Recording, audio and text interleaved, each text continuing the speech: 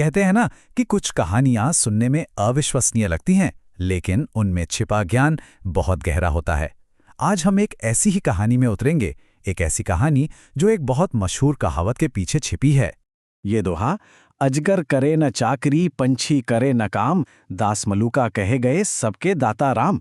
अरे ये तो हम सबने कहीं ना कहीं सुना ही है ना। मतलब एकदम साफ है कि ना तो अजगर कोई नौकरी करता है, ना पंछी कोई काम, फिर भी उनका पेट भरता है। और दास मलूका कहे गए कि सबका पेट भरने वाले सबके दाता तो राम ही हैं। लेकिन सवाल ये उठता है कि कोई इंसान इतने गहरे विश्वास तक पहुंच कैसे सकता है? आखिर उसके साथ ऐसा क्या हुआ होगा कि उसने ये कह दिया?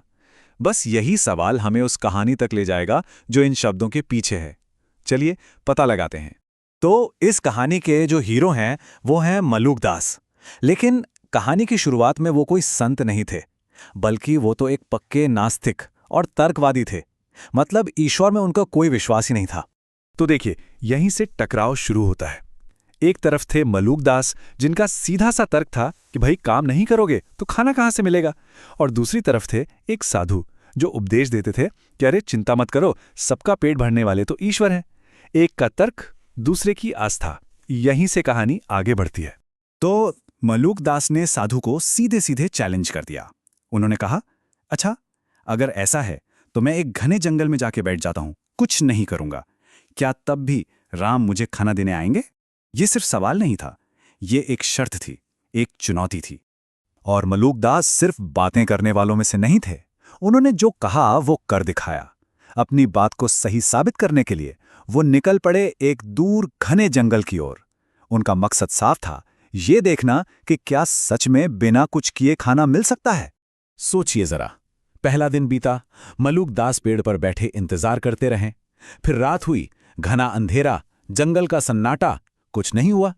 दूसरा दिन शुरू हुआ और अब भूख और निराशा दोनों ही उन पर हावी होने लगी थीं। अब उनका यकीन और भी पक्का हो रहा था कि वो सही थे। और ठीक उसी पल, जब लग रहा था कि मलूक दास की जीत पक्की है, तभी कहानी ने एक ऐसा मोड़ लिया जिसकी किसी ने कल्पना भी नहीं की होगी। उस सन्नाटे को चीरती हुई एक हलचल हुई। पहले तो दूर से एक आवाज आई, घोड़ों के दौड़ने की, टापों की घड़घड़ाहट। आवाज धीरे धीरे पास आती जा रही थी। मलूक दास पेड़ पर बैठे सब देख रहे थे, एकदम सतर्क।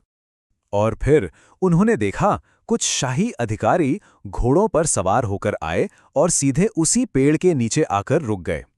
उन्होंने अपने थैले खोले, खाना निकाला और बस वो खाने ही वाले थे कि अचानक जंगल एक शेर की भयानक दहाड़ से गूंज उठा। बस फिर क्या था, घोड़े बिदक कर भागे और वो अधिकारी, वो भी अपना सारा खाना पीना छोड़कर जान बचाकर भाग निकले। अब सोचिए मलूक दास की हालत। नीचे जमीन पर एक पूरी दावत पड़ी थी। एक पल को तो उन्हें लगा कि साधु सही थे, कि राम ने खाना भेज दिया। लेकिन उनका अहंकार, उनकी जिद आड़े आ गई। वो नीचे उतरकर अपनी हार मानने को तैयार ही नहीं थे। लेकिन कहानी अभी खत्म नहीं हुई है। किस्मत का खेल तो देखिए। अब उस जगह पर एक और टोली आने वाली थी जो इस पूरी कहानी को उसके अंजाम तक पहुंचाएगी। ठीक उसी समय जब मलूक दास पेड़ पर बैठे ये सब सोच ही रहे थे, डाकुओं का एक गिरोह वहां आ पहुंचा और उनकी नजर सीधे उस शाही खाने पर पड़ी। अब डाकू तो ठहरे डाकू, शक्की मिजाज के। उन्होंने चांदी के बर्तनों में खाना देखा तो सोचा, अरे इस वीरान जंगल में ये खाना, जरूर कोई जाल है, हो सकता है इसमें जहर मिला हो। बस उन्होंने आसपास छानबीन शुरू कर दी और एक डाकू की नजर पेड़ पर छिपे मलूक दास पर पड़ गई। डाकुओं के सरदार ने गुस्से में चिल्लाकर कहा, ओह, तो तू है वो, हमारे लिए जहर का जाल बिछाकर ऊपर छिपा बैठा है। चल नीचे उतर। अब देखिए कैसी गलतफहमी हुई, और इसी गलतफहमी ने मलूक दास की किस्मत का फैसला कर दिया। डाकुओं ने एक सीधा सा हिसाब लगाया। उन्होंने कहा, अगर यह साबित करना है कि इस खाने में जहर नहीं है, तो इसे सबसे पहले तुझे ही खाना पड़ेगा। और बस चाकू की नोक पर मलूक दास को वही खाना खाने पर मजबूर किया गया जिसका वो इंतजार कर रहे थे। देखिए किस्मत की विडंबना। जो इंसान ये साबित करने निकला था कि बिना काम किए खाना नहीं मिलता, उसे जबरदस्ती वही खाना खिलाया गया। इस एक घटना ने मलूक दास को अंदर तक बदल दिया। उनका संशय, उनका तर्क, सब कुछ टूट चुका था। अब हम कहानी के उस हिस्से में हैं जहां से एक काला तीत कहावत का जन्म होता है।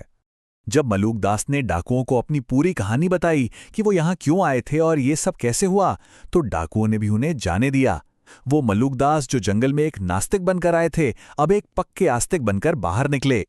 और इसी अनुभव के बाद उनके मुंह से निकले वो शब्द, अजगर करे न चाकरी, पंछी करे न काम, दास मलूका कह गए, सबके दाता राम। अब ये सिर्फ शब्द नहीं थे, ये उनका जिया हुआ सच था।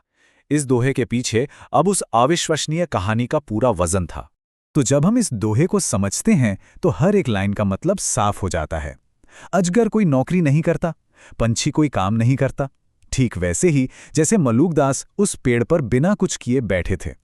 और फिर भी दास मलूका कह गए कि राम ही सबके दाता हैं, क्योंकि उन्होंने अपनी आंखों से देख लिया था कि देने वाला किसी भी तरीके से दे सकता है।